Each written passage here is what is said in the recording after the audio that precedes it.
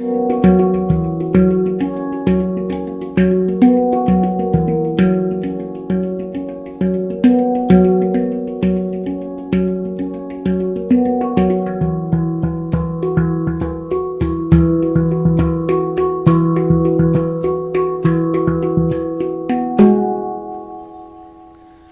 dia a todos.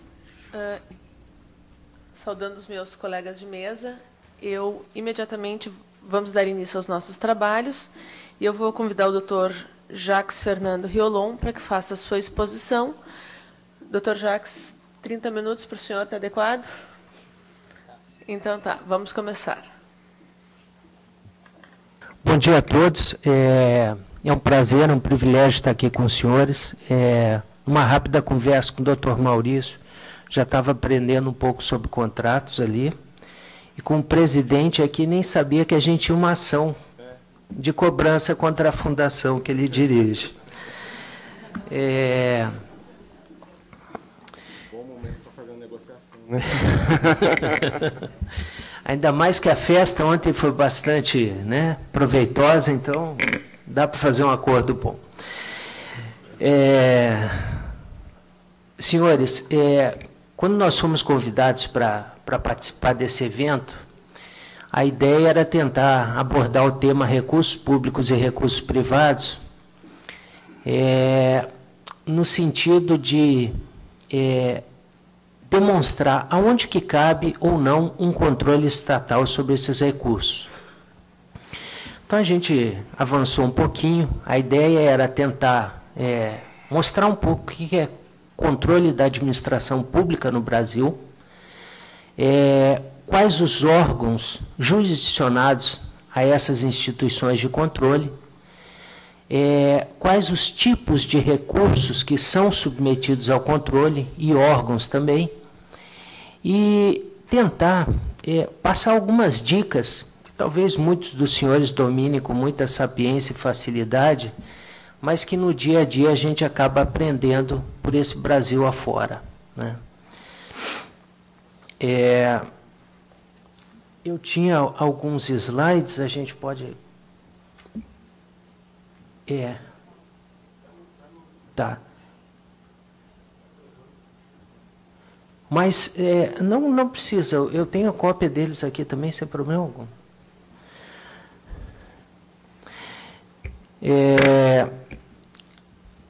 Eu sei que tem representantes aqui de fundações de apoio federais e fundações de apoio estaduais. Então, hoje no Brasil, os senhores têm um sistema de controle, na realidade, é um verdadeiro sistema de controle. Ele tem uma capilaridade nacional e uma capacidade de comunicação muito grande. E aí vocês são hoje submetidos ao controle externo, Tribunal de Contas da União, que é federal, ao controle interno dos seus órgãos internos e ao controle interno da CGU, que na verdade a CGU é até uma forma um pouco anacrônica de controle. Na realidade, a ideia de controle interno é a própria instituição realizar o seu controle, e na verdade a CGU é uma espécie de controle externo que realiza, é uma longa manus da Presidência da República. Realmente isso põe um pouco a perder no desenvolvimento do controle interno da instituição.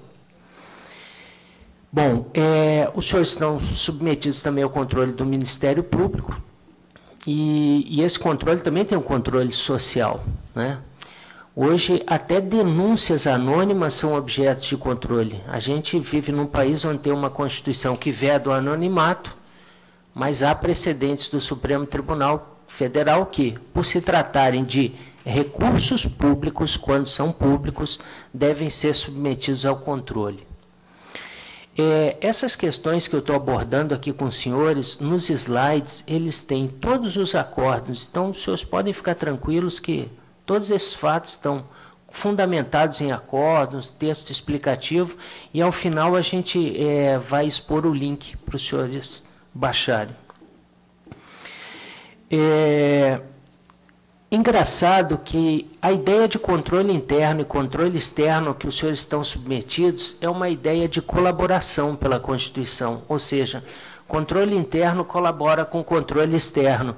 Mas, na verdade, o que a gente vê por aí são gestores aflitos, porque são submetidos a 2 controles, às vezes, que têm decisões completamente diferentes e equivocadas, né? Agora, em termos de contas, como os senhores trabalham com contratos, trabalham com convênios, e geralmente um convênio, quando há uma falha, uma irregularidade, ou melhor, quando há um dano que não pode ser evitado administrativamente, se escoa para uma tomada de contas especial, ela geralmente vai ter uma decisão unitária, que é a decisão de um tribunal de contas, ou estadual ou federal. Competência. Como é que eu sei que eu sou submetido ou não a um tribunal de contas? Tribunal de Contas também tem competência. Então, eu estou submetido a um Tribunal de Contas em razão da competência, em razão da pessoa. Se sou uma pessoa jurídica de direito privado, eu não estou submetido ao controle do Tribunal de Contas. As fundações, aliás, as fundações privadas que podem ser criadas pelo Estado, elas não estão submetidas ao controle do Tribunal de Contas. Sim, o manejo de recursos públicos por essas fundações, sim. Aí, se tiver obrigação de prestar contas, aí ela está jurisdicionada ao Tribunal de Contas com competência para gerir aqueles recursos, se estaduais, Tribunal de Contas dos Estados, se federais, aos tribunais de contas, ao Tribunal de Contas da União. Agora tem um detalhe, às vezes tem contrapartida. Tá bom.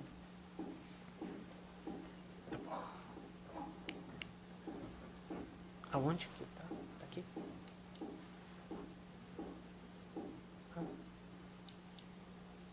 Esse aqui.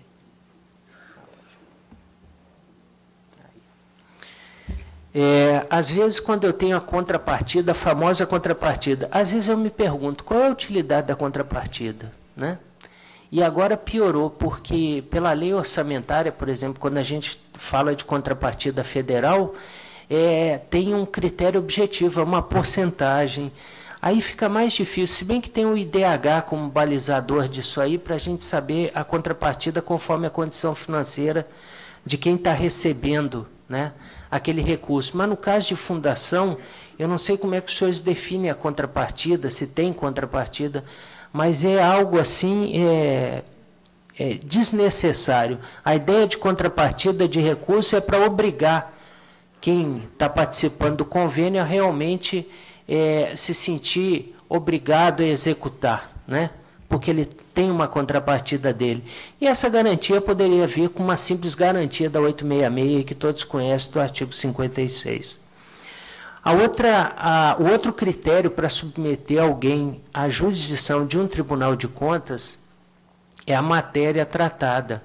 Se a gente estiver tratando de matéria de ordem pública, convênio, contratos, licitações, há submissão ao controle. Agora, se eu estou tratando de um contrato de âmbito privado, eu não estou submetido a Tribunal de Contas. Exceto se esse contrato de natureza privada se originar de recurso público. Eu posso ter essa combinação. Por exemplo, eu estou executando um convênio e nesse convênio há necessidade de eu fazer a locação de um imóvel. Ora, a locação de um imóvel pelo 62 da 866 é um contrato de natureza privada, mas eu estou submetido sim ao controle, porque é um contrato oriundo da 866. E os recursos para pagamento desse contrato são de origem pública.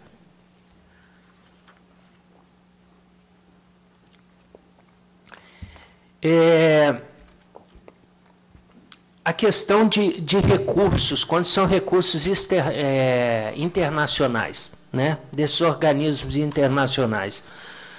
Ora, quando eu tenho repasse de recursos direto de organismos internacionais, no caso para a fundação de apoio, que são entidades privadas, eu não tenho controle algum. É um recurso privado. Não há controle, não há submissão a controle, nem interno nem externo. Agora, por exemplo, quando eu tenho o repasse de recursos internacionais e que eu exijo uma contrapartida nacional, por exemplo, quando é uma operação de crédito que exige garantia da União, exige autorização do Senado, aí eu estou submetido ao controle. Porque geralmente essas contrapartidas, elas fazem parte do orçamento geral da União e também esses recursos são lançados no orçamento.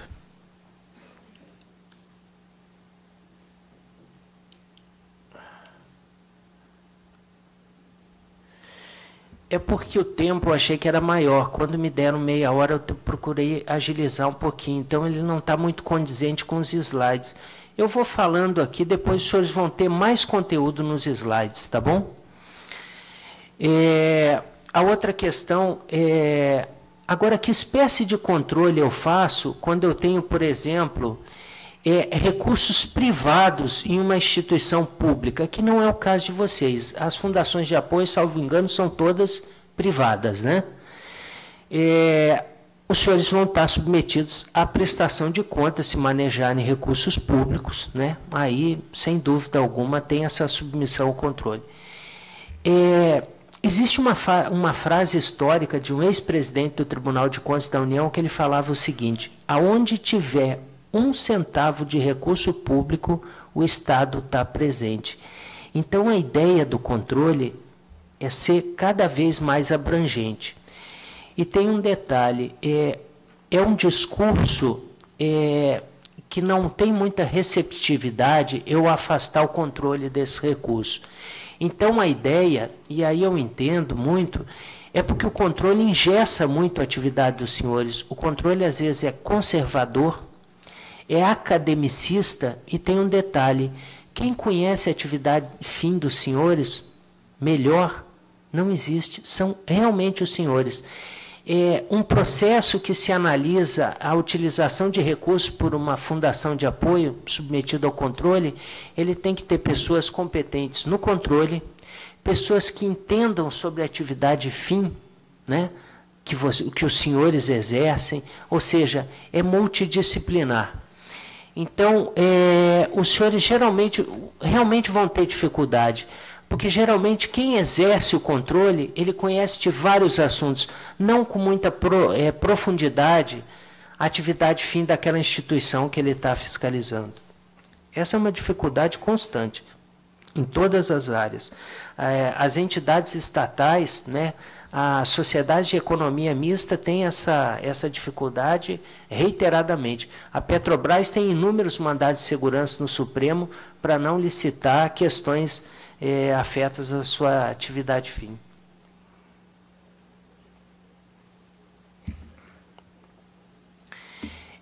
Os senhores querem ver como essa questão é polêmica? O Dr. Maurício estava me falando agora sobre a ideia dele de que quando ele demora 30 dias para receber o pagamento de um contrato que ele está executando, aquele recurso envolvido na execução do contrato é privado, porque o desembolso é dele, ele recebe depois. A lógica é inafastável. Agora, tem questões, veja só, que prevalecem independente da razão. Banco do Brasil. Os recursos do Banco do Brasil são públicos ou privados? Eu responderia com tranquilidade que são privados. Então, não caberia tomada de contas especial para apurar prejuízo decorrente de recurso privado. Essa foi uma decisão do Supremo Tribunal Federal. Depois, em 2 mandados de segurança, o Supremo Tribunal reconsiderou e entendeu como o Estado é acionista do Banco do Brasil, um prejuízo ao Banco do Brasil significa um prejuízo ao Estado, então dano ao erário. Então cabe tomar de conta especial. Então eu tenho, uma miscelânea difícil de entender. Eu tenho tomada de contas especial, que é um instrumento, um procedimento público, né, de ressarcimento, de apuração de responsabilidade, para apurar prejuízo oriundo de recursos privados. Então, aqui, a gente não tem um parâmetro lógico para decidir. A gente tem que seguir a jurisprudência nesse caso. Falando um pouquinho de tomada de contas especiais, tem algumas questões interessantes. Por exemplo, é muito comum a gente ver, houve falha, irregularidade em convênio, tomada de contas especial, né? A gente tem que perder um pouco essa noção que tomada de contas especial é o remédio para apurar toda falha e irregularidade, por uma questão muito simples. Tomada de contas especial é um processo sancionatório. Ele é a última instância. Quando eu não tiver mecanismos para resolver, eu instauro tomada de contas especial. Para os senhores terem uma ideia, se os senhores forem ler o manual de licitações e contratos do TCU, o próprio manual está errado. Porque ele cita lá, no final do manual, o seguinte: detectado o prejuízo, instaure-se tomada de contas especial. Errado, não é assim. Historicamente, esse instituto é excepcional. Por quê? Porque representa a responsabilidade de quem gere recurso público e os efeitos são danosos. Eu posso, por exemplo, tornar uma pessoa inelegível, julgar irregulares as contas dessa pessoa e ela ser afastada do exercício de funções, cargos comissionados ou empregos em comissão e etc. Ou seja, os efeitos dela exorbitam a simples restituição desses valores. Então, sempre resolvam falhas e irregularidades com outros meios. Na inviabilidade, aí sim se instaura a tomada de contas especial.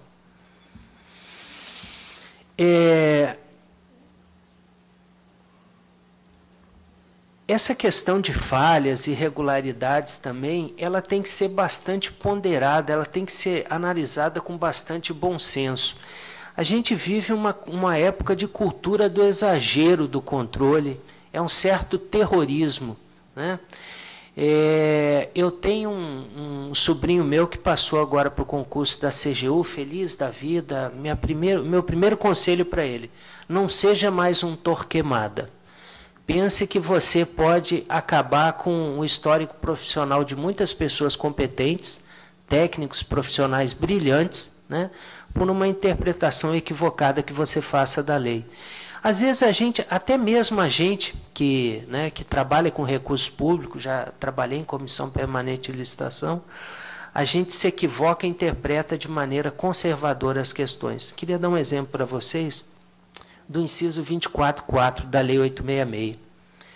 A gente pode fazer contratação emergencial sempre que tiver emergência. Se houve desídia do gestor anterior, se houve desídia da nossa gestão, se houve erro da nossa gestão, eu faço contratação pelo 24.4. O que a lei exige? Que eu tenha uma situação emergencial, que ponha em risco vidas, patrimônio. É isso que a lei exige. Eu não posso, com base na desídia, que é uma motivação extralegal que nem está na lei, deixar de fazer essa contratação. É aquela jurisprudência antiga do Tribunal de Contas. Se houve desídia, emergência ficta, não faço contratação emergencial. Isso não é real. É o bom senso para interpretar a lei. E vou falar algo para os senhores aqui. Toda e qualquer contratação é possível, desde que seja bem motivada. Ok? Se a lei não permite, a gente cria o fato que se ajusta à lei. Tudo depende da gente. Isso não é uma confissão de culpa, não, hein?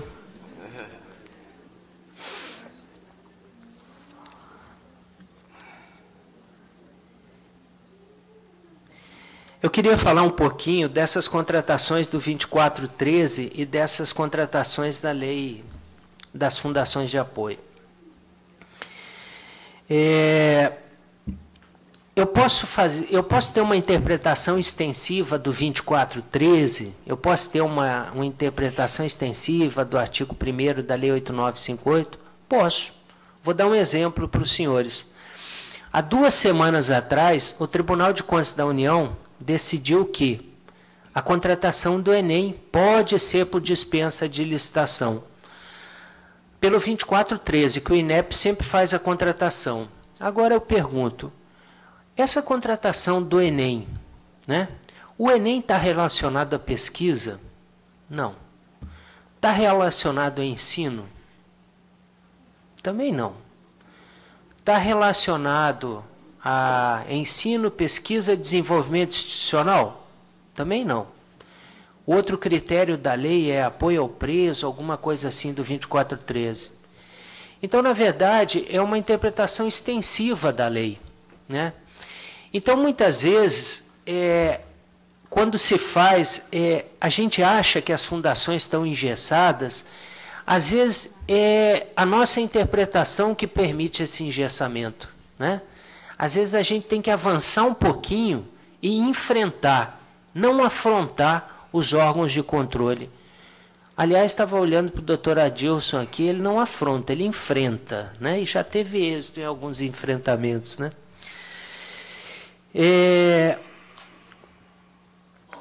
Questão das contratações de informática. Se divulga a todos os cantos. Não pode se contratar pelo 2413, prestação de serviço de informática e etc. Claro que pode. E eu vou dar um exemplo para os senhores aqui. Por exemplo, ensino não está no 2413? Tá. Eu quero prestar cursos profissionalizantes por meio de recurso, ensino à distância. Eu não posso contratar pelo 2413? Posso. Eu não estou fazendo uma contratação de TI? Estou. E se eu precisar desenvolver sistemas para essa contratação? Eu vou desenvolver também. Não pode a lei, que é algo que não tem dinâmica, engessar a atividade fim dos senhores. Outra questão, as subcontratações. Fundação de apoio não pode subcontratar. E a gente sabe que subcontratam em muito, né? Aí tem súmula do Tribunal de Contas da União. Não pode subcontratar. Tribunais de Contas dos estados todos. E aí vem a lei. Esse decreto é inteligente nesse ponto. Ele fala assim, não pode subcontratar a essência, né, a inteligência do objeto. Então, olha só, por exemplo, os senhores vão fazer uma contratação de cursos profissionalizantes, voltando ao exemplo, ou uma fundação de apoio aí vai disponibilizar curso de pós-graduação, vai disponibilizar o espaço, os professores, material didático e etc. Os senhores não podem contratar vigilância para aquele serviço? Os senhores não podem contratar limpeza e conservação? Claro que tem que contratar. O decreto veda, mas depende como esse decreto vai ser interpretado. A lógica da lei é uma lógica inteligente. Então, por exemplo, eu tenho que conciliar subcontratação com parcelamento. É inviável para mim, economicamente, eu segmentar a aquisição de itens pouco significativos? Então eu vou contratar junto. Está lá no decreto, é inviável contratar vigilância. Ok, mas eu vou dar esses cursos e eu preciso de 3 vigilantes. Então eu vou contratar os vigilantes. Eu justifico isso. É simples. Outra questão. Às vezes, o legislador parece que está ciente do que ele tem que fazer. Eu tenho que dotar as fundações de flexibilidade. Mas aí ele começa a escrever, ou algum presidente de fundação, a gente nunca sabe de onde que veio o decreto, né? Quem foi que redigiu, né? Aí, parece que quando está na metade da redação se arrepende. Então, por exemplo, coloca, as fundações estão submetidas a publicidade, legalidade e economicidade. Falou publicidade, o pessoal do controle vai para o artigo 21 da 866. Aí os senhores vão para Diário Oficial, Jornal de Grande Circulação e Internet. Aí falou de legalidade. Quando falou de legalidade, ferrou tudo. Porque aí é 866, é norma de convênio, os senhores estão submetidos a toda a legislação aplicável. Então, olha só, os senhores têm que construir um modelo legal, não permite os senhores terem essa flexibilidade que se exige para desempenhar essa atividade fim. Então, a questão para os senhores, e aqui tem muitos procuradores, muitos advogados, é um desafio para os senhores têm que construir essa realidade com interpretação, com bom senso, razoabilidade da lei. A outra questão é o seguinte, às vezes a gente nota que as fundações são mal compreendidas pelo controle e tem questões que evoluem. Por exemplo, tinha muita condenação, tem um acordo recente do TCU aqui, condenando a contratação de fundação de apoio para fazer vestibular. Tem N precedentes nesse sentido, né? Agora, vejam só, os senhores, a incongruência. Eu não posso contratar fundação de apoio por dispensa, pelo artigo 1º da 8958, para fazer vestibular. Mas eu posso contratar pelo 2413 para fazer o Enem? O vestibular não está selecionando uma pessoa para a universidade? Está relacionado ao ensino. O Enem, a nota do Enem, não vai selecionar um candidato para uma universidade? A lógica não é a mesma? Então, quem está errado aí? É o voto de um relator num caso do outro? Então, são questões diferentes, né? Desculpa, são questões iguais, interpretadas de uma maneira totalmente diferente e equivocada. Eu diria que depois dessa decisão do TCU do Enem, aí, os senhores podem fazer vestibular à vontade, viu? Remuneração de profissionais, né? Às vezes tem profissionais remunerados pela fundação e remunerados também pela instituição que a fundação apoia. A questão é que os senhores não têm flexibilidade, às vezes, não têm condições de ajustar essas remunerações ao nível de mercado. Então, talvez a solução, às vezes, não seja utilizar determinados subterfúgios que são facilmente detectáveis pelo controle. Quando a gente for fazer algo assim, a gente tem que fazer algo que o controle não perceba. Então, por exemplo, os senhores podem fazer, por exemplo, ajustar um contrato, né, de prestação de serviço, com metas definidas, com acordo de nível de serviço, ok? Que esses profissionais sejam remunerados. Agora, eu ter profissionais nas fundações e criar, por exemplo, um DAS nessas instituições, o controle vai bater, né? Vai bater, porque ele vai falar que é acumulação de remuneração. Tem fundações que têm essas situações. O bom é que tem uma súmula que, nesse caso, não precisa devolver, restituir essas remunerações. Outra questão é a seguinte, as famosas taxas de administração, que agora estão um pouco ultrapassadas com essas duas portarias, 127 e a 507. Mas era lastimável a interpretação dessas taxas de administração. E até hoje a gente tem cobrança de taxa de administração, e é permitido. Não se cobrava taxa de administração. Por que não se cobrava? Porque eu não tenho um reflexo do meu custo real. Ou seja, a taxa de administração é algo fixo, o meu custo, dependendo do item de serviço que eu vou usar, é variável. Então, não reflete a justa remuneração. Ora, então aproprie separadamente o custo que se incorre na execução desse convênio e cobre isso, né? E a gente vê, tem acordos do TCU 2010, 2011, condenando pela cobrança de taxa de administração. É uma questão de metodologia, não é? E até o nome. E tem tribunais de contas estaduais que aceitam a cobrança de taxa de administração. Hoje, quem executa convênio não tem esse problema mais. Mas se vocês querem ver uma coisa, por exemplo, prestação de serviços da saúde. Eu remunero o contratado mediante taxa de administração, e o Tribunal de Contas da União o permite. Manutenção de veículos, eu remunero por taxa de administração, e o Tribunal de Contas da União permite. Eventos, quem contrata aí eventos, eu remunero por taxa de administração, e o Tribunal de Contas da União permite.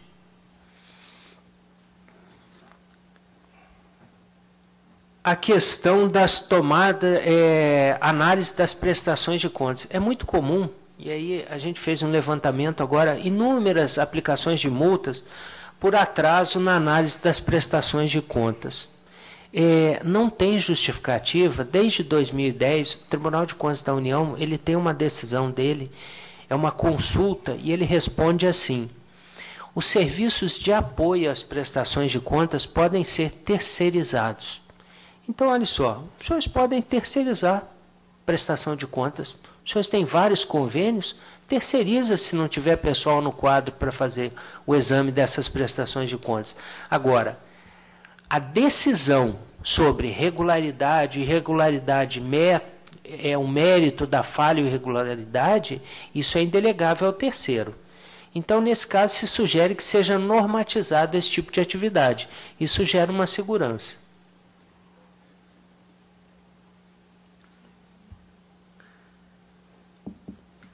A questão dessa... os senhores podem notar, o foco da lei, o foco da atuação do controle, geralmente é a questão da dispensa de licitação. E por que isso? Porque a partir do momento que as fundações de apoio fazem contratações rotineiras, elas estão tirando da atividade privada a possibilidade de fazer. Então, existe um choque aí entre o mercado privado e o âmbito de atuação das fundações. Isso gera denúncias, às vezes. Eu estava falando agora na entrada, a gente foi consultado há umas 2 semanas por um presidente de uma fundação de apoio sobre um convênio que ele tinha celebrado. Levou a cópia do material para a gente dar uma olhada. Dá uma olhada aí, ver se está permitindo um parecer jurídico sobre a legalidade. Uma semana depois, a pessoa foi presa. Provavelmente a origem disso tenha sido denúncia, né? Porque, pelo visto, lá tinha atividades que eram de informática, denúncia de empresas. Então, essa questão dos senhores não é uma questão meramente legal, é uma questão de disputa por mercado também.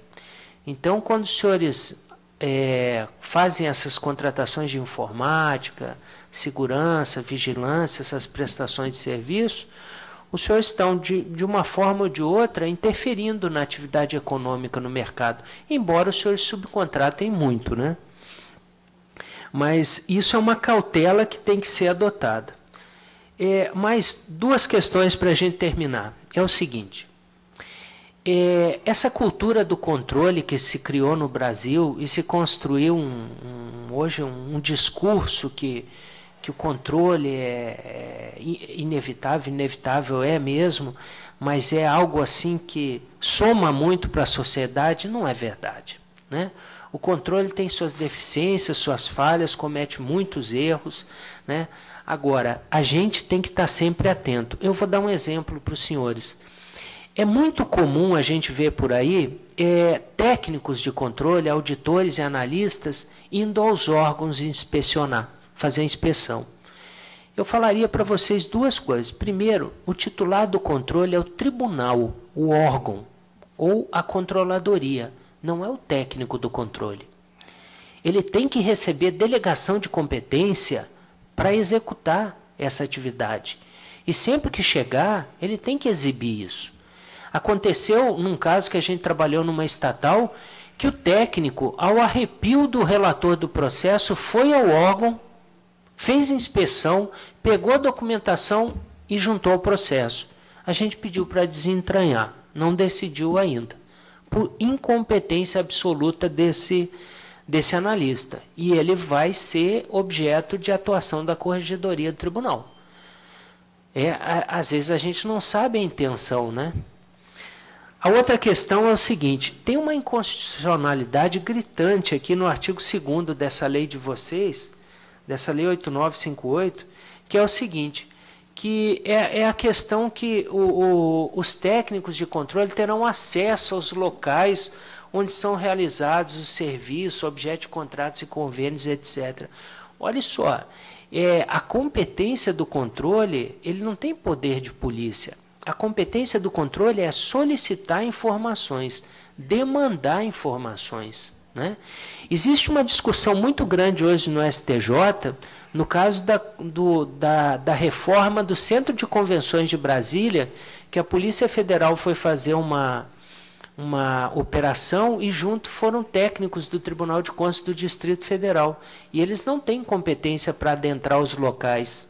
Quem tinha era só a polícia. Então, olha só, esse acesso aos locais, ainda mais de instituição privada, não há essa competência para órgão de controle. Mesmo porque a gente tem um conceito de domicílio que, pelo Código Civil, ele abrange o local de trabalho, mas a interpretação constitucional é muito mais ampla. uma fundação privada é um domicílio de quem está lá exercendo a sua profissão. Duas últimas questões são o seguinte. A primeira é quando a gente não consegue afastar o controle, a gente faz o controle ser um aliado nosso. Então, olha só, quando eu tenho no artigo 2º da Lei 8958 escrito que no manejo de recursos públicos eu aplico a lei que rege licitações e contratos, eu tenho na realidade ali uma previsão legal extremamente conservadora. Ou seja, a finalidade dos senhores não é flexibilizar, fazer essa relação, né, das entidades apoiadas com o mercado e etc. Aí eu estou enrijecendo, engessando como são as apoiadas. Então, olha só. Existe o artigo 119 na Lei 866 que me dá a possibilidade de normatizar as licitações e contratos. Então, olha só. Os senhores podem normatizar licitações e contratos. Então, toda vez que os senhores forem contratar com recursos públicos, usem o normativo dos senhores. Eu pergunto, para que usar convite? Qual a utilidade de convite? Né? Tomada de preço, concorrência para a obra. Mas se eu tiver pregão, só pregão, e se eu for contratar algo, um objeto que exija um grau de refinamento, complexidade ou intelectualidade maior, eu faço uma pré-qualificação, pronto. Eu tenho um instrumento extremamente flexível. Então, ok, a lei obrigou a usar o 866, use, mas use o 119, normatize e saia desse engessamento. A última questão é o seguinte, os senhores vivem numa área de insegurança jurídica. Tem decisões tribunais de contas dos estados, para as fundações estaduais com determinado entendimento, Tribunal de Contas da União, outro, às vezes em processos distintos, decisões diferentes, às vezes tem o terrorista do auditor do Tribunal de Contas que antes de encaminhar a instrução dele vai lá e fala, ó, vou pedir a retenção cautelar aqui dos recursos. Utilizem da consulta aos tribunais de contas nessas questões polêmicas. A consulta é um instrumento normativo. Sempre que eu tenho uma questão polêmica, em tese, eu posso submeter a consulta do Tribunal de Contas da União ou Tribunais de Contas dos Estados. Essa resposta à consulta tem caráter normativo, tem força vinculante, força de lei e protege os senhores contra qualquer responsabilidade. Isso é muito interessante. Para os senhores terem uma ideia, uma das consultas, eu acho que mais importantes do TCU, foi a que resultou da decisão 215/99, da alteração qualitativa dos objetos de licitação. É uma interpretação totalmente fora da lei, elastecida da lei, mas que hoje resolve N problemas quando eu preciso alterar projetos, né, fazer alterações de metodologia e etc. em contratações. A última questão é o seguinte, se os senhores precisarem nos contratar para fazer as normatizações, a gente está à vontade, viu? Aceitamos convite. Obrigado, senhores. Muito obrigado.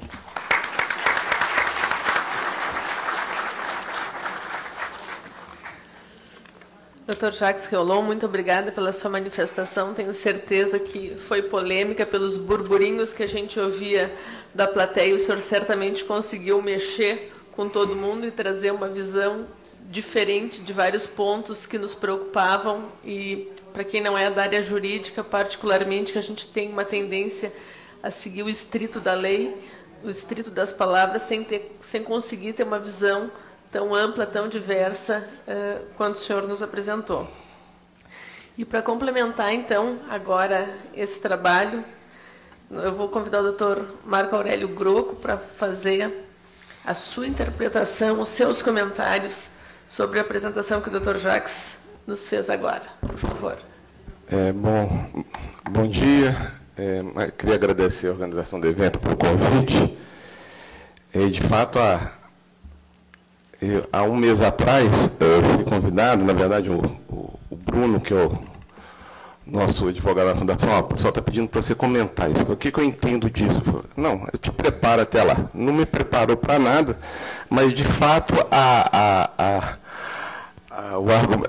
exposição foi extremamente instigante eu acho que eu vou tentar aqui refletir um pouco o que eu acho que está na... Todos que estão aqui presentes podem estar refletindo.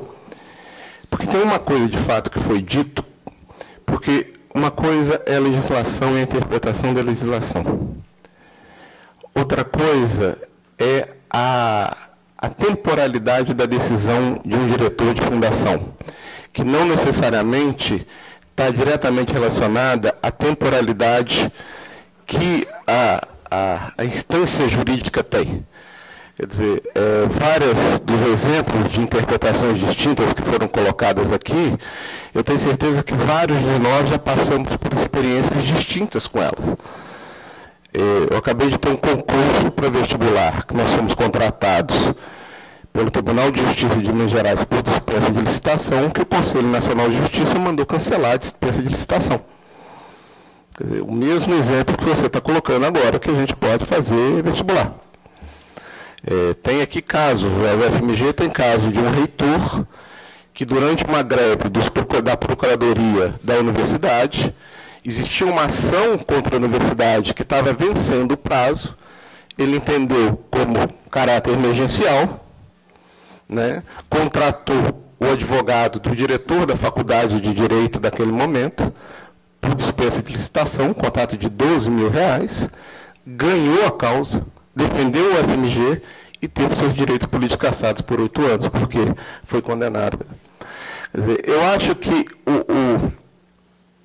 existe uma insegurança jurídica na gestão das fundações, que é algo muito sério. Porque a temporalidade que eu estava me referindo é porque nós não temos tempo para questionar determinados aspectos jurídicos. A FINEP, todo mundo sabe, está pedindo prestação de conta de 1995. Apesar da legislação dizer que é só 5 anos que eu tenho que guardar e prestar conta. Eu não posso, eu vou discutir com a FINEP? Não, se eu discutir com a FINEP, todos os contratos da UFMG com a FINEP vão ser cancelados, não vão poder assinar, eles vão colocar a gente lá no CICARP, CIARP, sei lá, um CI da vida qualquer, e pronto, final. É essa insegurança jurídica que eu acho que é o maior problema, que de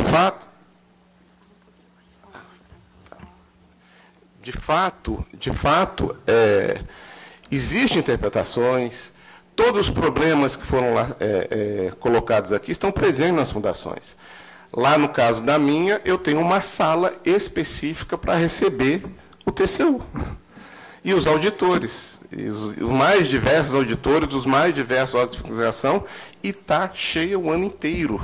Eu tenho uma equipe especializada só para receber fiscalização. Então, a insegurança jurídica que eu acho que é o problema. Eu não acho que devemos lamentar os órgãos de controle. Eles vieram, estão aí. Fazem parte do arcabouço democrático da sociedade, têm um papel a desenvolver. Agora, de fato, eu acho que falta um maior entendimento para criar uma jurisprudência efetiva. Porque a jurisprudência não pode ser determinada se quem assina uma ação por um determinado juiz é um advogado que foi do Supremo, com todo respeito, ou um outro advogado que não foi. A gente sabe que isso pesa nas decisões judiciais. Nós vivemos um ambiente de incerteza a tal ponto, a minha fundação decidiu contratar um seguro. Eu estou segurado, todos os diretores e todo mundo que assina contrato da fundação tem um seguro de diligências, de D&O, chamado. Nosso patrimônio está segurado, todos, desde o presidente da comissão de licitação, mas todos aqueles, nós decidimos assinar um contrato para dar um mínimo de segurança jurídica para nós, porque não tem mínimo cabimento a gente fazer uma licitação onde ganha o menor preço e mesmo assim está sendo questionado na justiça. Quer dizer, esse é o tipo de situação. Então, eu acho que a situação que existe hoje requer 2 ações muito práticas. Eu não vou entrar no detalhe das normas, nem na discussão do jurídico, porque não cabe aqui. Mas, de fato, existe uma especificidade na gestão de ciência e tecnologia que deve ser considerada. Isso é uma discussão que deve ser levada aos órgãos, tanto aos órgãos de controle, quanto aos legislativos e o executivo, que é uma especificidade da gestão de ciência e tecnologia.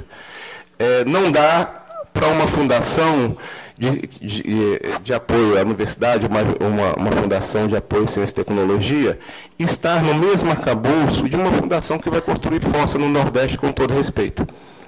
Quer dizer, são atividades distintas, que merecem especificidades distintas, porque tem uma lógica e uma dinâmica distinta. Não se pode colocar uma fundação, ou tratar uma fundação de apoio, ou colocá-la em inadimplente e parar toda uma universidade assim por uma decisão de um técnico. Parar toda a ciência, parar um CTI, ou parar toda qualquer outra atividade por uma decisão de um técnico da FINEP ou uma decisão de um técnico no nível intermediário e esperar essa decisão e jogar lá em cima. Ciência e tecnologia não se faz assim. A ciência, o discurso da ciência e tecnologia, por mais que a lei de inovação tenha avançado em vários aspectos, ela também tem que ter um aspecto diferenciado. Nós temos exceção para a Copa, temos exceção, normas especiais para a Copa, para o PAC, para não sei o quê, e eu acho que a gente tem que ter também um olhar distinto. E isso é uma discussão mais política do que técnica.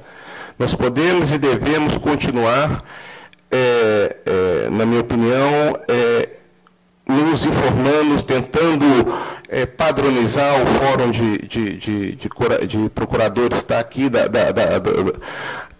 atua nesse sentido, para uniformizar entendimento, para disseminar entendimentos, isso é fundamental, mas é fundamental que uma ação política seja feita. Né? Segundo, eu acho que os órgãos de controle, nós temos que abrir um diálogo com eles. Quer dizer, não adianta enfrentá-los simplesmente por enfrentar. Eu acho que cabe uma discussão. Eles estão aí, eles vieram para ficar. Podem estar errados, certo, não sei. Eu lembro do antigo antes do Glauco Arbicos, o antigo presidente da FINEP, que chegou a falar que ele tinha mais advogado na FINEP do que gestor de ciência e tecnologia, que é uma distorção efetiva. Se você vai fazer um contrato com o BNDES hoje, você vai discutir detalhes de ciência e tecnologia com o advogado. Com todo respeito, não é por aí. Eu já tive que discutir detalhes se uma pesquisa, um relatório de pesquisa se conformava ou não aos preceitos que o BNDES tinha contratado para aquela pesquisa com um advogado. Com todo respeito, não dá para ser tratado as coisas dessa forma. Mas eles estão aí, não tem jeito, eles estão aí. Eu acho que é necessário, a consulta é importante, mas eu acho que um fórum mais permanente de diálogo com eles se faz necessário, porque não dá também para eu esperar a consulta. Esse que é o problema. Quer dizer, os enfrentamentos, as consultas e o diálogo feito isoladamente, por uma qualquer fundação, pelas fundações de uma forma isolada, não permite a agilidade que a fundação tem que ter. Nós somos submetidos a contratos mais variados, todo dia, financiadores mais variados todo dia, financiadores que também interpretam a lei. Financiadores que também interpretam a lei.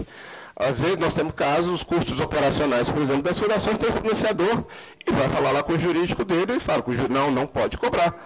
Essa é a contrapartida. A contrapartida é o trabalho da fundação.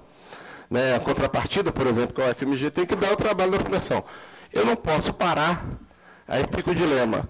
Uma pesquisa que é importante, um financiamento do Fundo Nacional de Saúde, por exemplo, que é importante, que vai fazer um trabalho de pesquisa, que vai fazer um trabalho de extensão, e nós lá no meio tempo, o pesquisador da universidade querendo, precisando, a universidade precisando, a sociedade precisando daquele trabalho, e do outro lado a fundação tendo que escolher se faz de graça ou não faz de graça. Por quê? Porque a interpretação do jurídico do Fundo Nacional de Saúde não admite, ou pelo menos o técnico lá de Minas Gerais, o técnico não admite que a fundação possa cobrar custos operacionais. E eu estou no meio do caminho. Eu não tenho tempo para fazer uma pesquisa, uma consulta. Quer dizer, então, eu acho que nós vivemos uma insegurança jurídica muito grande. Viu, gente? Não é exceção, no sentido de nós somos diferentes, nós queremos regalias diferentes. A exceção não no sentido de que eu quero fazer mais fácil, eu não quero prestar conta, 10 minutos, eu não quero prestar conta da mesma forma que outro contrato, eu quero ter um privilégio. Não é privilégio, vamos dizer, não é privilégio. É que a gestão de ciência e tecnologia é distinta da gestão de outros fatores. O produto de ciência e tecnologia, a especificidade da ciência e tecnologia é distinta de vários outros instrumentos que tem por aí. Então, nós não podemos tratar a compra de cadeiras para uma escola da mesma forma da compra de um reagente ou de um tipo específico de... Então, a especificidade da lei, porque isso interfere diretamente na nossa atividade no outro sentido. A gestão de ciência e tecnologia, a gestão das fundações está se tornando cara, extremamente cara. Porque a quantidade de aparatos que a gente tem que ter internamente, de atividades que a gente tem que ter internamente, isso torna a gestão muito mais cara do que ela devia ser. Eu tenho que prestar conta, por exemplo, para a minha Fundação de Amparo lá em Minas Gerais, de um projeto de 5 mil, da mesma forma de um projeto de 5 milhões. É a mesma equipe que eu tenho que ter, o mesmo procedimento, quer dizer, isso porque é a lógica do controle excessivo. Então, e não dá para fazer assim. Não dá para fazer assim. Então, eu acho que, primeiro, entender que nós não queremos privilégio, nós queremos especificidade. Buscar uma especificidade importante. Entender a gestão de ciência e tecnologia através das fundações é uma especificidade que tem que ter sua especificidade. Podemos aumentar o controle? Podemos aumentar o controle. Aumenta o controle no credenciamento. Na hora que nós somos credenciados, aumenta significativamente o controle, as regras, a prestação de contas, a forma como nós temos que nos prestar conta ao GAT, etc. E tal. Agora, uma especificidade tem.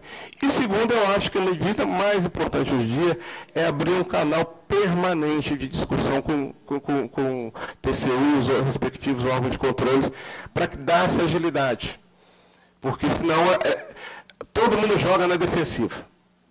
Todos nós, dirigentes de fundação, temos diariamente que tomar alguma decisão, se eu espero, como é que eu faço, se eu não faço, e vai uma decisão. Tem a premência da investigação científica, por um lado, e, por outro lado, a segurança jurídica que nós não temos. Esse dia a dia não dá mais para a gente viver sobre ele. Todos aqui vivem sobre ele no seu dia a dia de uma forma extremamente... E a gente, na maioria das vezes, é levado, inclusive, a ter medidas defensivas. E, ao tomar medidas defensivas, isso tem um custo para a sociedade. Hoje, eu me recuso, tem determinados tipos de convênios que a fundação hoje, lá minha, está se recusando a assinar. Interesse científico, então, sinto muito, a gente não vai assinar, porque daqui a 4, 5 anos as consequências vêm, não vai ser na minha gestão, vai ser na gestão do outro, mas vai ter que glosa, vai ter que devolver recursos, vai ter que... esse tipo de coisa. Então, eu acho que as ponderações que eu gostaria de colocar é nesse sentido. Não vou entrar na tecnicidade da coisa, mas eu acho que é o caso que a gente tem que levar em consideração. Muito obrigado.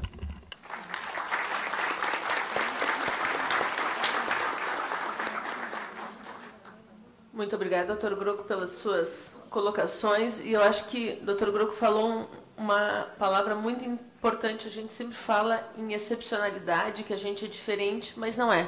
É específico. Né? Eu acho que essa é a palavra que o senhor usou, que realmente a gente tem que se valer mais. Eu vou passar para o doutor Riolon comentar rapidamente as palavras do doutor Grocco e depois nós vamos abrir para a plateia fazer seus questionamentos. São só duas questões bem rápidas. A primeira questão é a seguinte: a advocacia pública ela mudou, e a advocacia até que trabalha com questões públicas, o advogado hoje ele deixou de ser, como ele deveria sempre ter sido, um viabilizador de solução jurídica. Advogado não deve ser um terceiro controle. Ele tem que ser um viabilizador de soluções. Então, na verdade, ele não pode ser um entrave. O advogado que vai dar um parecer sobre uma contratação e ele faz uma análise seca da lei, inviabilizando a contratação, ele acaba se protegendo, mas ele não é útil para a instituição. Né? A segunda questão é a seguinte: existem muitos mecanismos para eficientizar esse tipo de aquisição. Então, por exemplo, Minas Gerais, ele tem o registro de preço permanente, né? Então, não há necessidade de fazer uma compra, outra e outra. Eu tenho o registro de preço permanente. Então, são mecanismos que eficientizam a gestão. A Petrobras, ela tem certas arestas com controle há anos, né? A gente tem uma advocacia também nessa área. Essa conversa com o controle não surte muitos efeitos, ok? Desculpa, não surtiu muitos efeitos no caso da Petrobras, mas é necessária para mostrar a especificidade dos senhores. Eu não fui ontem à abertura, mas... né? A outra questão é a seguinte: uma consulta pode ser rápida, 2 meses se resolve, dependendo do assunto. E uma consulta é uma solução geral, de gestão. Né? Não tem. Obrigado. 2 meses. Se eu tivesse 2 meses para... É a especificidade da ciência e tecnologia que às vezes 2 meses não é rápido, né?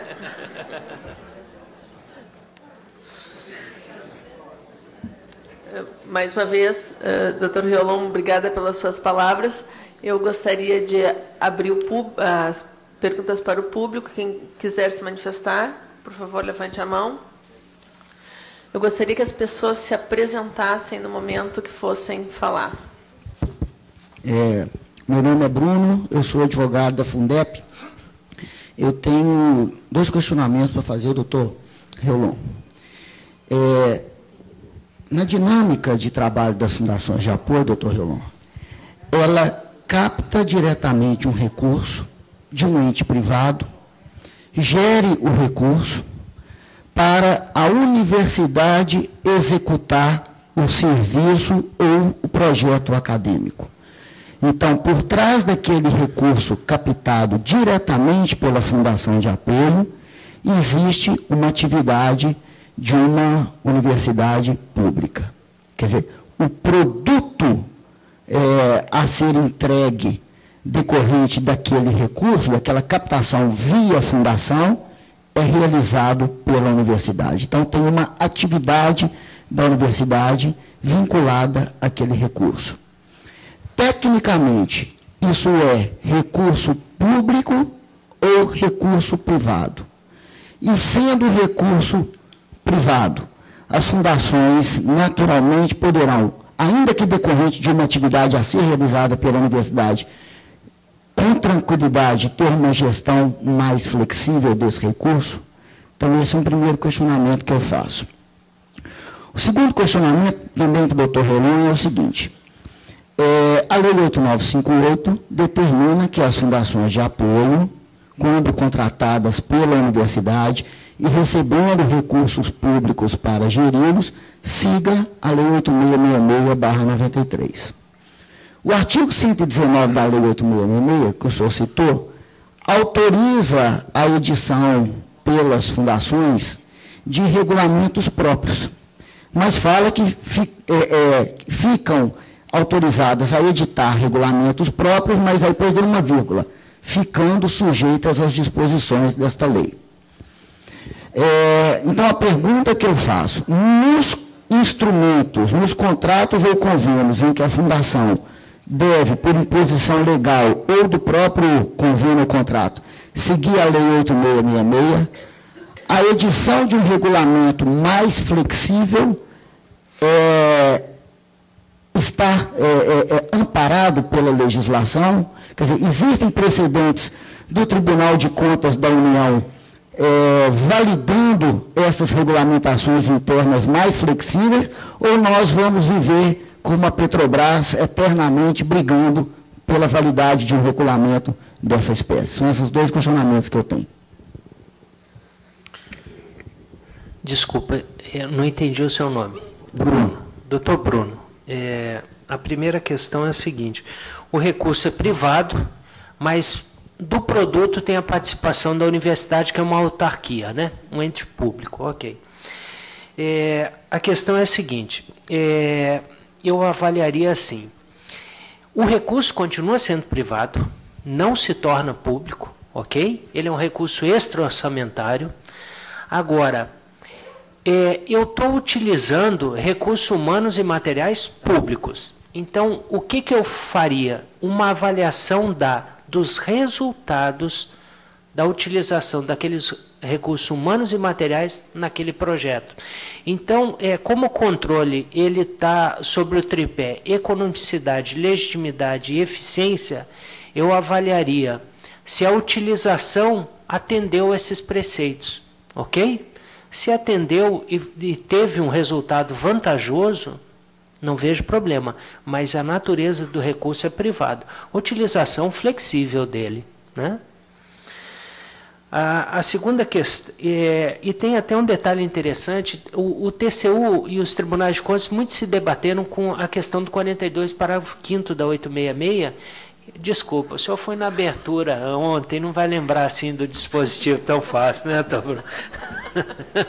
Então, olha só, é aquela questão quando são recursos de organismos internacionais, se eu tenho que aplicar 866 ou o normativo deles.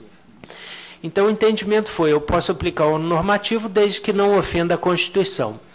Então, seria também nesse caso aqui, tá?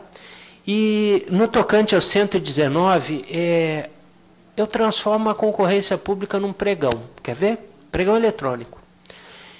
Eu edito um decreto falando assim, os envelopes serão recebidos eletronicamente. Pronto, acabou a concorrência. Transformei a concorrência num pregão eletrônico.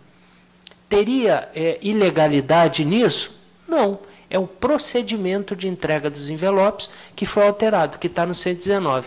Então, eu converto uma concorrência, que é um processo extremamente complicado, demorado, no pregão eletrônico. Então, olha só, não teria como eu ter uma previsão num dispositivo que eu possa editar um regulamento, se esse regulamento eu tenho que seguir exatamente o que está na lei. Agora, eu posso, nesse regulamento, detalhar procedimentos, ou saindo daquele núcleo da lei, isonomia, né? A questão dos tipos de licitação, a forma, etc., eu poderia detalhar de forma diferente. Tem exemplos de procedimentos? Tem vários exemplos, sim. Por exemplo, olha só, Sistema S, ele está submetido aos princípios gerais, né? Vou lhe dar um exemplo. O Código de Licitações e Contratos do Maranhão, que foi editado agora, é totalmente diferente da Lei 866. Não guarda correlação com a 866. A sistematização dele é diferente. Os decretos que regulamentam o Código de Licitações do Maranhão, né? Então, eu posso ter um procedimento que não altere o núcleo essencial da lei. Eu sei que aí a gente começa a entrar numa discussão subjetiva, mas eu poderia, em tese, sim, ter esse regulamento. Tem exemplos, viu? Obrigada. Lá no fundo, por favor. Bom dia. Maria de Jesus, da Universidade Federal do Maranhão, aqui na condição de conselheira de duas fundações de apoio, Fundação Sousandra e Fundação Josué Montelo. Então, eu acho que de tudo aquilo que foi dito, muito bem dito pelos conferencistas da mesa, faltou só um detalhe, que tudo aquilo que foi dito a gente combinasse com o procurador das nossas instituições. Bom, porque na medida que você está preparando, eu trabalho no setor de convênios e contratos, e sou conselheira presidente do Conselho Curador de uma das fundações e conselheira da outra fundação, nós preparamos esse contrato ou um convênio, e quando vai para a Procuradoria Jurídica para o parecer, vem aquela famosa finalização, ex post, posiciono-me pela não assinatura do contrato ou do convênio. Bom, então você submete imediatamente esse parecer ao reitor, que muitas vezes tem que se contrapor, e na hora que ele se contrapõe, ele se expõe, né, ao julgamento dos órgãos de controle acerca da legalidade daquilo que está sendo feito. Bom, então o que eu acho, na realidade, é o que a maioria da comunidade universitária pensa, é que as fundações de apoio, que são fundamentais para o desenvolvimento, para a celeridade, para a gestão das universidades, elas, na realidade, parecem, diante da comunidade universitária, como um lugar onde se gera benefícios, onde você abriga amigos, parentes e etc. Quando, na realidade, elas são fundamentais para que você possa desenvolver. Eu fico pensando aqui no caso da nossa anfitriã, a Fiotec, o que seria da Fiocruz, quando a Fiocruz, ao desenvolver uma determinada pesquisa que leva a uma vacina que vai salvar milhões de vidas, né? E, de repente, ela diz, eu preciso, com urgência, de 1 litro de um reagente que tem que vir de tal lugar e que aqui no Brasil não existe. Eu fico pensando se esse pedido fosse feito às instituições, né? E que elas tivessem que correr com todas essas, com essa burocracia ou com essas amarras que elas têm, como se faria, então, para isso? E eu quero lhe dizer, colocar mais uma coisa. Essa questão da urgência e emergência já levou, no estado do Maranhão, diversas pessoas, secretários municipais de saúde, secretários estaduais de saúde, o hospital fica sem soro, o hospital fica sem medicamento, mas eles não estão aceitando a urgência e a emergência, e recentemente tivemos até secretário de saúde preso por conta da urgência e emergência. Então, essas coisas nós precisamos mostrar que essas instituições são vitais para o desenvolvimento, mas parece que existe uma dificuldade. Nós não conseguimos fazer que o Andes entenda isso, nós não conseguimos fazer com que os sindicatos dos servidores técnicos administrativos entendam isso, e as próprias fundações não têm encontrado um caminho que possa mostrar para a sociedade a importância que elas têm de apoio ao desenvolvimento das instituições federais de ensino.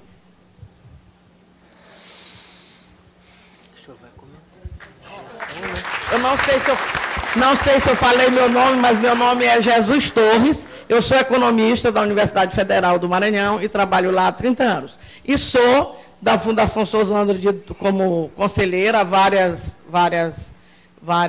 gestões, né? E da Fundação José Montelo também. Eu só vou comentar, não foi dirigido especificamente para ninguém da mesa, então eu vou comentar um pouco sobre isso. Não, eu acho que, de fato, eu volto à questão, eu vou comentar porque eu acho que existe uma questão política em relação ao papel das fundações. Eu acho que ela é entendida em grande medida pela comunidade acadêmica e pouco entendida na sociedade. Né? Eu acho que esse é o ponto. E aí você só consegue enfrentar isso com política, com ação política e tentar enfrentar nos órgãos que devem ser enfrentados. A procuradoria é um problema. Qualquer lugar do Brasil, a procuradoria das universidades é um problema. Segundo a definição que eu escutei da minha lá, ela está lá para fazer um trabalho prévio que o TCU viria fazer depois. Ou seja, não é mas não tem jeito, você tem que conversar com ele. Esse que é o ponto. Não tem jeito. O enfrentar sabendo que eles estão ali e vão estar ali para frente. É um diálogo difícil de ser feito e que eu acho que... Então, eu acho que existe um problema político que nós temos que enfrentar. Agora, eu vou me arriscar aqui a pôr um ponto na ferida, que eu acho que, olha, também tem problemas nas fundações. Não vamos dizer aqui com toda franqueza que tem problemas com as fundações. Eu acho que parte dos grandes problemas que as fundações tiveram foi porque as universidades brasileiras não entenderam a fundação apenas como um instrumento de celeridade para atividades de ensino, pesquisa e extensão. Que essa é a função da fundação. Parte da universidade brasileira viu a fundação como uma flexibilidade administrativa, um instrumento de flexibilidade administrativa das universidades. É necessário separar isso. Eu tenho claro, brigo isso na UFMG, felizmente o reitor da UFMG hoje compartilha essa visão. A fundação não é um instrumento para flexibilizar a gestão do diretor da unidade ou do pró-reitor de qualquer outra coisa, ou até mesmo do reitorado.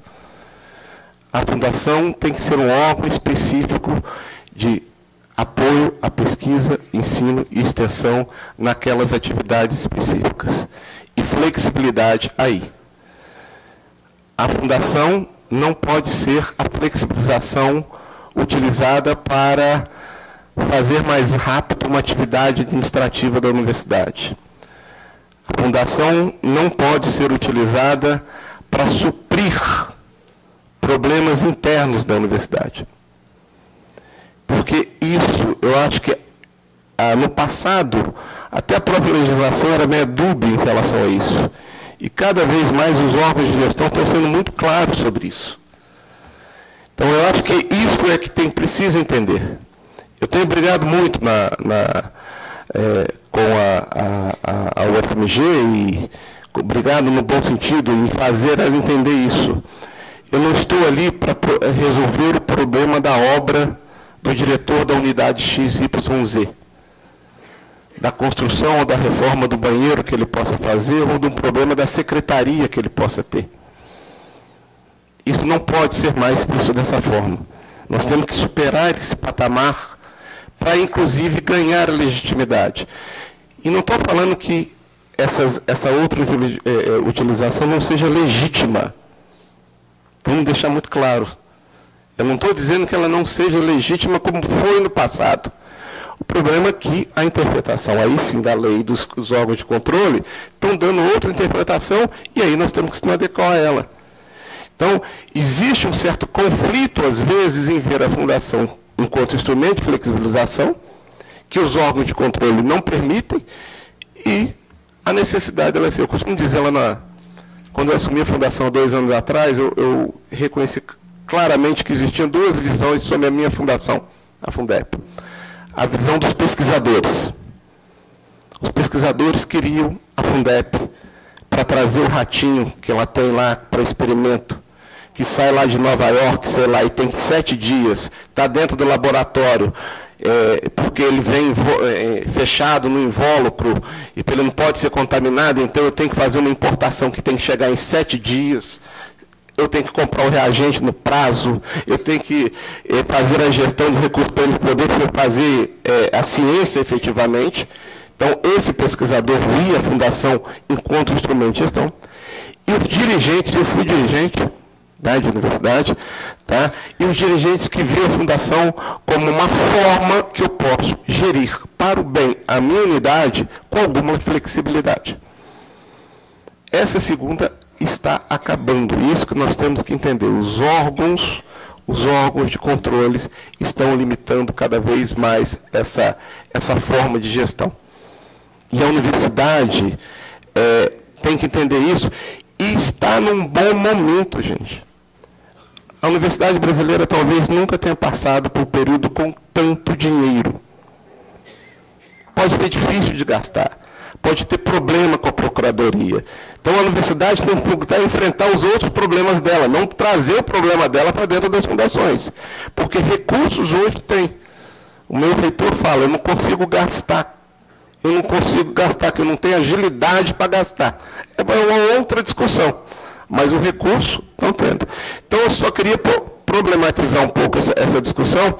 Eu entendo, sim, existem interesses por trás, acusações indevidas, principalmente nos órgãos de imprensa, vídeo que foi feito, a denúncia completamente descabida, que foi feita recentemente aqui com a Fundação José Bonifácio. Pessoas, como foi teve emoção a falar do Aloysio Teixeira, que foi meu professor, pega a história de uma pessoa, o máximo é um erro administrativo, fala em desvio de recurso. Isso é inadmissível. Mas nós temos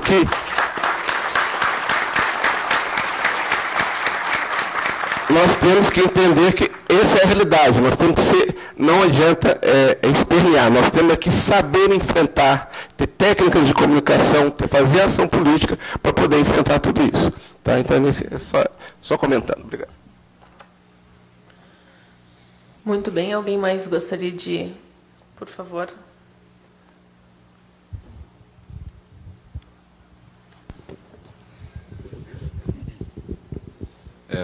Paulo Melo Garcia, diretor superintendente da FUNPAR, da Universidade Federal do Paraná. Eu gostaria de concordar com o nosso colega Marco Aurélio com relação ao seu posicionamento que o CONFIS e nós sendo representados através do CONFIS, tenhamos uma atitude política, né, de buscar, através do CONFIS, formas de fortalecer a imagem das fundações. Acho que esse é um ponto fundamental, né? A imagem no bom sentido, a imagem dos resultados que ela produz, né, dos resultados que as fundações produzem para a sociedade. A imagem do trabalho das fundações e os seus resultados, né, e a forma como as fundações podem contribuir para o desenvolvimento da ciência, da tecnologia, dentro das universidades.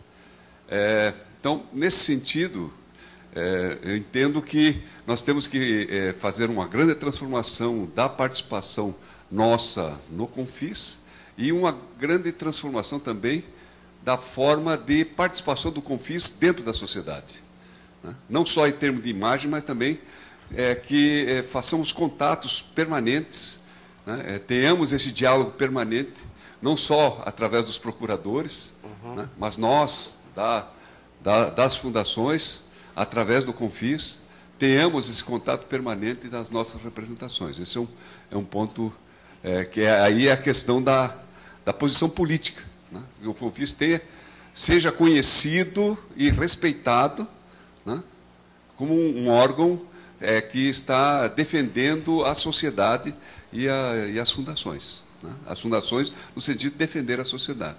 A questão também da atuação dos procuradores, acho que precisamos desenvolver um trabalho junto das fundações no sentido de haver uma maior uniformidade de linguagem, né?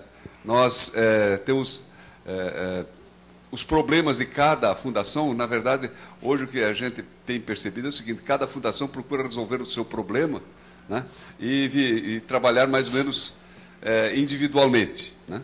E nós, na verdade, falamos dos nossos problemas e das nossas dificuldades somente uma vez por ano, né? Vamos aqui, conversamos, dizemos, olha, nós precisamos trabalhar juntos, etc, etc. Mas depois, durante todo o ano, ficamos cada um trabalhando na sua cidade, no seu local, na sua universidade, e não há um trabalho conjunto. Então, nós temos que desenvolver um trabalho que haja, através de um trabalho mais uniforme dos procuradores, pelo menos essa é a nossa visão, uma discussão que nós temos feito, inclusive, na região sul do Brasil, né, para que haja esse trabalho mais conjunto de todos nós. Esse é o nosso posicionamento. Muito obrigado.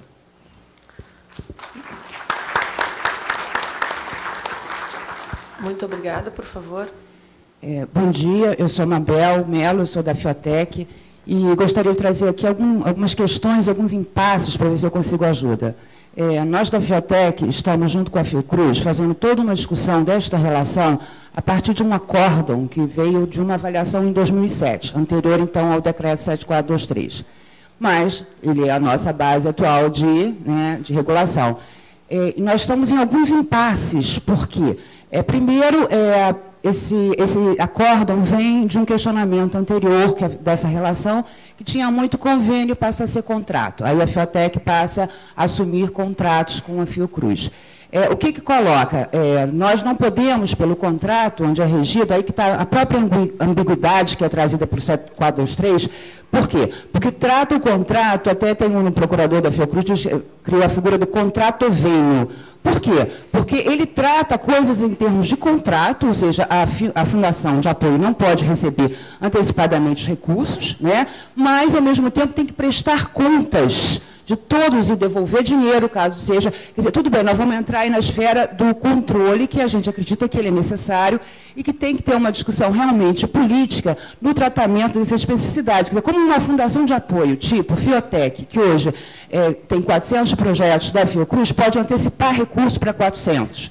Quer dizer, por que a gente não vai trabalhar a questão da transparência do uso do recurso e, ao final, prestar essa conta, nós não temos nenhum problema, e devolver, sim, aquilo que não foi aplicado? Quer dizer, eu acho que cabe a essa esfera aqui a gente meio que travar essa luta para dar essa especificidade. O próprio procurador da Fiocruz virou e falou assim, a gente tem que achar, pelos costumes e pela briga. Por quê? Porque, em alguns casos, a gente até consegue, se você vai fazer assinatura de um jornal, de uma revista, você antecipa os recursos. Por que não trabalhar esse universo com essa especificidade? Eu acho que isso está colocado aqui para a gente. Da mesma forma que essa mudança entre taxa administrativa e custo operacional, o cálculo do custo operacional. Hoje, para nós estamos também com um grupo tentando buscar isso. Por quê? Se você vai calcular homem-hora, vem um parecer do TCU e diz, quem se apropria é aquele menos ágil, aquele menos inteligente vai gastar mais tempo. Então, quer dizer, qual é hoje a metodologia possível para a gente ver que custo é de uma fundação? E a fundação não tem lucro. Então, se ela ganhar um pouco mais num, ela vai apoiar outro. Quer dizer, a gente tem outros parâmetros para pensar isso, e é isso que eu gostaria de colocar aqui para vocês. Obrigada. Doutor Riolon. Eu queria me intrometer na observação feita pelo Dr. Paulo, da questão da imagem perante a sociedade. E depois eu comento a sua, Mabel. O que aconteceu? Há 10 anos atrás, ninguém sabia de controle externo no Brasil. Em 2001, o ministro Valmir Campelo se tornou presidente do Tribunal de Contas da União, criou uma assessoria de imprensa. Os jornalistas começaram a ver que os tribunais de contas eram fontes de informação. Olha onde chegou. O meio de comunicação anterior dos tribunais era o Diário Oficial. O Diário Oficial ninguém lê, só lê quem precisa mesmo. Então, essa ação institucional realmente é necessária. Doutora Mabel, a questão do pagamento antecipado, eu vou discordar um pouquinho do seu procurador e eu vou fundamentar, tá bom? É o seguinte, o decreto 93.872, no artigo 38, ele fala o seguinte, eu posso ter pagamento antecipado, vírgula, desde que eu adote as devidas cautelas, ok? A Lei 866, no artigo 4014-A, ele fala assim, eu posso ter pagamento antecipado, com o devido abatimento, desconto, etc. O Tribunal de Contas da União tem inúmeros acórdãos que onde há emprego intensivo de insumos no início da execução dos contratos, eu posso ter antecipação de pagamento. Eu vou lhe dar um exemplo. O ministro das Cidades, o deputado Aguinaldo Ribeiro, ele estava com as contas julgadas irregulares, porque na época que ele era secretário estadual, ele fez uma contratação de uma empresa, na verdade foram várias empresas, para fazer levantamento dos focos de febre aftosa no estado. Era uma contratação emergencial. E eles pagaram antecipadamente. Isso foi considerado regular pelo TCU, no final, no recurso de revisão, porque eles entenderam que, pelo porte das empresas, era muito oneroso, né? Elas não tinham capacidade financeira para executar sem ter um aporte inicial de recursos. Esse é um exemplo. Eu posso lhe mandar depois por e-mail vários acordos do TCU nesse sentido. E a outra questão é a seguinte, tem um exemplo corriqueiro, que tem a anuência do TCU, são as contratações do DENIT. Então, o DENIT tem 50% da mobilização, né, no início da execução do contrato e 50% no final. Então, olha só, dá para fazer uma boa justificativa e a gente transformar esse contrato muito mais para convênio, né, do que um contrato meio convênio. Dá para ter pagamento antecipado sim, é só fundamentar bem, tá bom? Eu passo a palavra ao doutor Croco, nós estamos com a nossa previsão de horário encerrada. Se o senhor gostaria de fazer alguma consideração final? Não, só agradecer mais uma vez a oportunidade de poder expor e dizer que nosso trabalho é longo. Doutor Riolon? É só agradecer a oportunidade. Então, nós agradecemos a presença de todos, convidamos todos a passarem para o nosso coffee break e voltamos dentro de 15 minutos. Obrigada.